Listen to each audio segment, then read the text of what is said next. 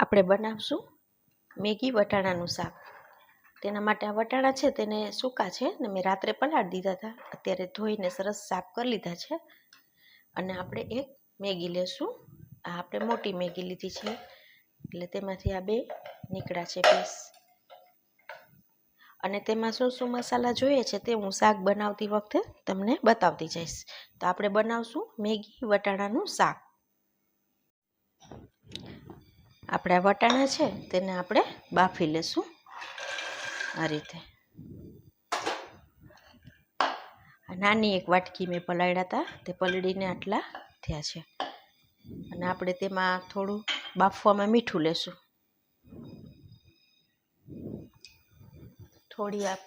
થોડી આપણે હળદર લેશું.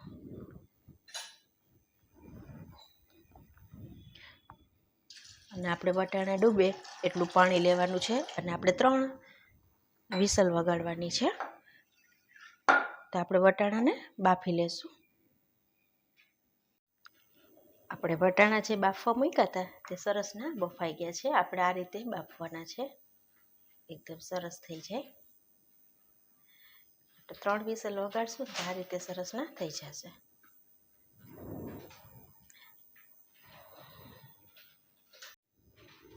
તો આપણે અહીંયા તેલ મૂકી દીધું છે. આપણે તેલ છે ને એક નાની વાટકી આખી લીધી છે. તો આપણું તેલ થઈ ગયું છે. તો આપણે તેમાં મસાલા કરશું. આપણે તેમાં જીરું નાખવાનું છે.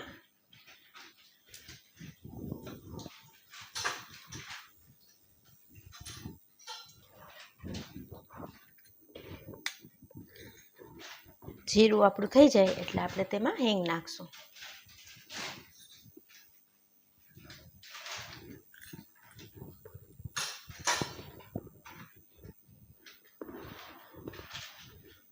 હિંગ થઈ જાય એટલે આપણે તેમાં આ કટિંગ કરેલું લસણ લેવાનું છે. આપણે આમાં વાટેલો મસાલો નથી લીધો, આ લસણને પણ ઝીણું સુધારી લીધું છે તે નાખશું.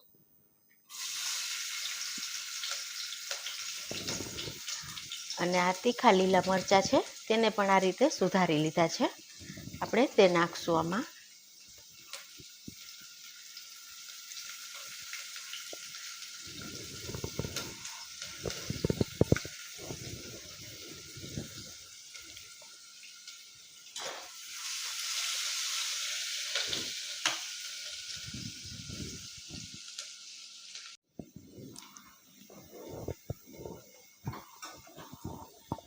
હવે આપણે આ ડુંગળી છે આ રીતે મેં સુધારી છે તે આપણે નાખી દઈશું.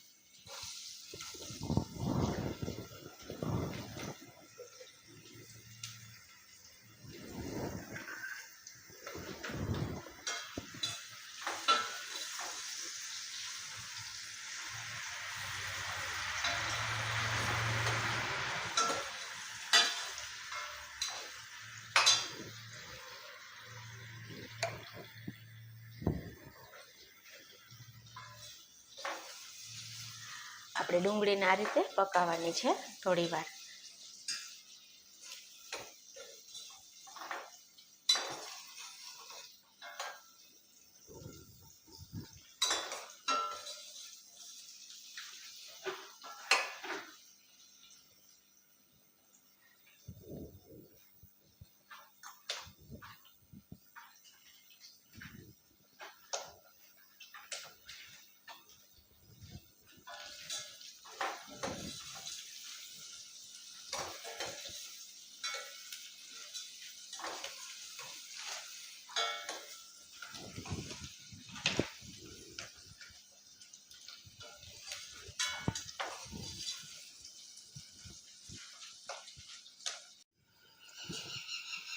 ડુંગળી આપણી સરસ થઈ ગઈ છે. તળિયે બેસવું આવે ત્યાં સુધી આપણે એને ફેરવવાની છે.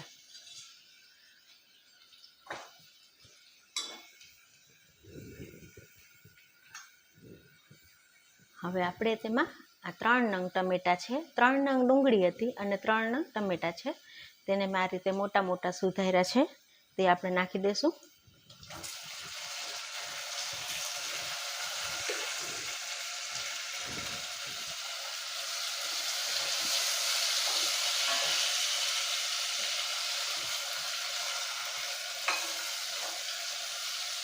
ટમેટાને પણ આપણે 3-4 મિનિટ પકાવવાના છે આ રીતે. ટમેટા પણ આપણા સરસના આખા ગળી ગયા છે તેલમાં, અને તેલ પણ સરસ છૂટું પડી ગયું છે.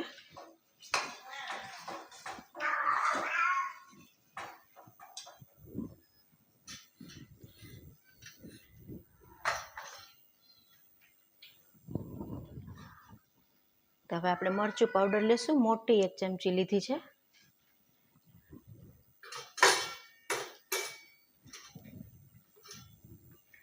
અડધી ચમચી આપણે હળદર લીધી છે. મોટી 1 ચમચી આપણે ધાણા જીરું લીધું છે.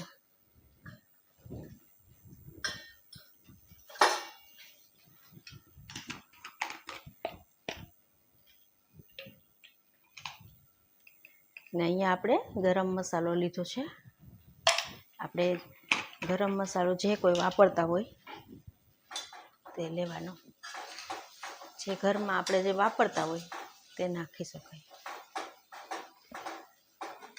અને આપણે ફરીથી સરસ હલાવી લેશું.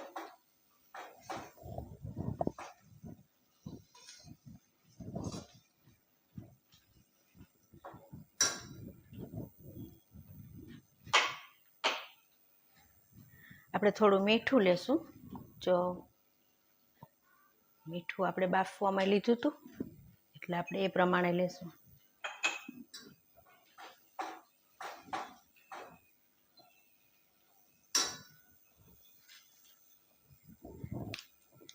ને આપણે આ મેગી મસાલો લીધો છે. 2 પેકેટ મેં લીધા છે મેગી મસાલાના.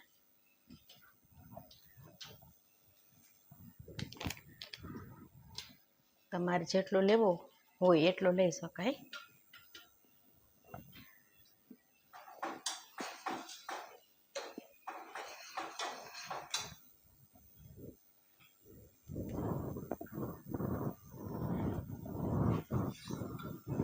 થોડું આપણે પાણી લેશું.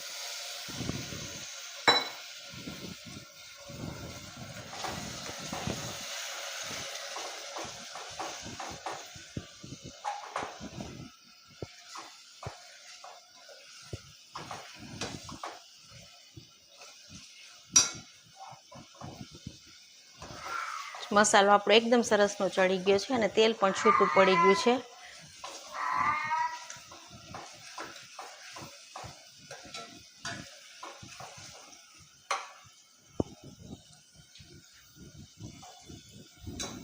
હવે આપણે તેમાં વટાણા ઉમેરી દઈશું.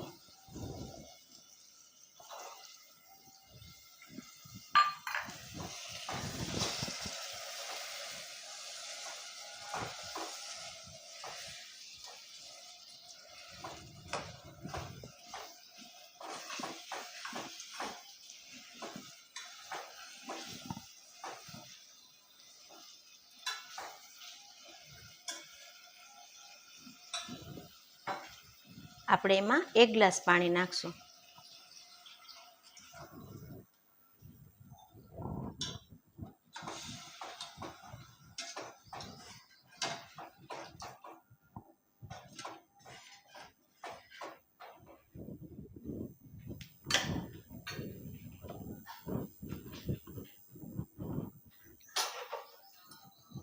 હવે આપણે તેમાં આ મેગી નાખી દઈશું આ રીતે.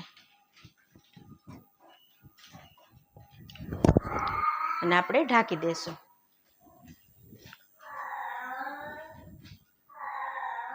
આપણે 5 મિનિટ આ રીતે રહેવા દઈશું. તો અહીંયા આપણી 5 મિનિટ થઈ ગઈ છે. તો આપણે ચેક કરી લઈશું.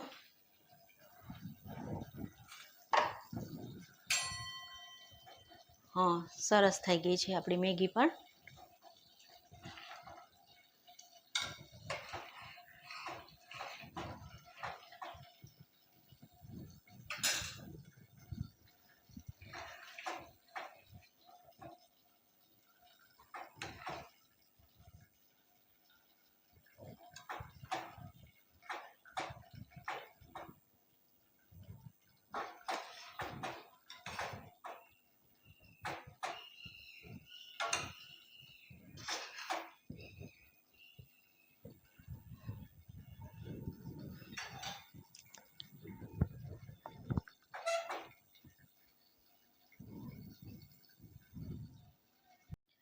તૈયાર છે આપણું મેગીનું શાક.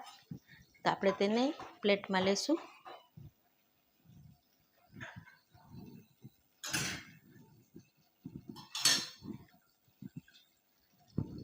આપણે ઉપરથી થોડું ચીઝ લેશું,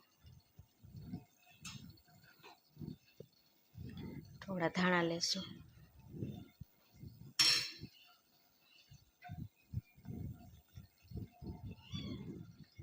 તો આપણે પ્લેટમાં સર્વ કરશું.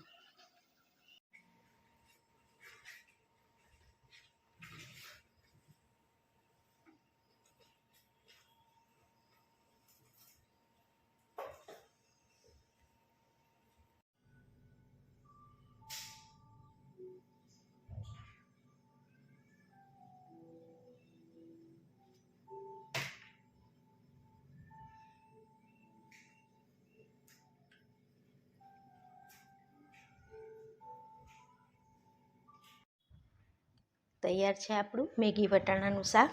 આપણે ઉપરથી થોડું ચીઝ લેશું, આ રીતે થોડા આપણે ધાણા લેશું. તમને મારી રેસીપી કેવી લાગે તે જરૂરથી કહેજો અને મારી ચેનલને સબસ્ક્રાઈબ અને શેર કરજો. તૈયાર છે આપણું મેગી વટાણાનું શાક. તમને મારી રેસીપી કેવી લાગે તે જરૂરથી કહેજો અને મારી ચેનલને સબસ્ક્રાઈબ અને શેર કરજો.